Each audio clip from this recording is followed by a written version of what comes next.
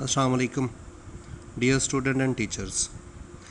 Newspaper में ना ख़बर पढ़ने में आई थी कि पंजाब बोर्ड्स ने पेपर्स जो हैं ईद से पहले करवाने का ऐलान किया है। इस पे आज बात करते हैं। जो ऑफिशियल हदायत दी गई हैं ना, उसके मुताबिक अगर हम देखें तो 14 अप्रैल तक तो लॉकडाउन है, और ये लॉकडाउन जो है ये मज़ीद बढ़ाया भी जा सकता है, एक्सटेंड होके सुनने में आ रहा है 21 अप्रैल तक जा सकता है। तो अभी जो रीसेंट अपडेट है ना, उससे मैं आपको आगाह करता जाऊं कि गवर्नमेंट की तरफ से पंजाब के तमाम बोर्ड्स को कहा गया है कि वो 3 तरह के प्लान बना लें, प्लान ए, प्लान बी और प्लान सी।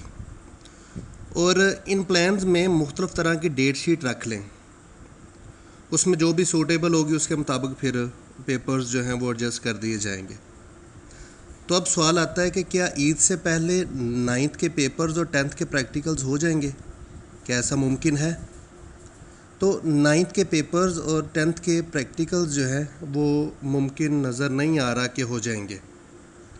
वो इस तरह, एक तो रमज़ान का महीना होगा, और दूसरा ये है कि जो सबसे बड़ी बात है जो स्टूडेंट्स और टीचर्स जो हैं वो अपने जहन में रखें, वो ये कि बोर्ड कोई भी पेपर्स लेने से पहले 2 हफ्ते पहले अपना ऑफिशियल नोटिफिकेशन या ऑफिशियल वेबसाइट पे नोटिफिकेशन ज़रूर देगा। और 2 हफ्ते इनफ टाइम होता है किसी भी क्लास के लिए, क्योंकि 9th का ही सबसे पहले आना है।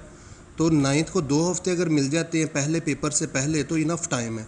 उसके बाद फिर 10th के प्रैक्टिकल्स हैं, फिर पार्ट 2 के पेपर्स हैं और पार्ट 1 के पेपर्स हैं।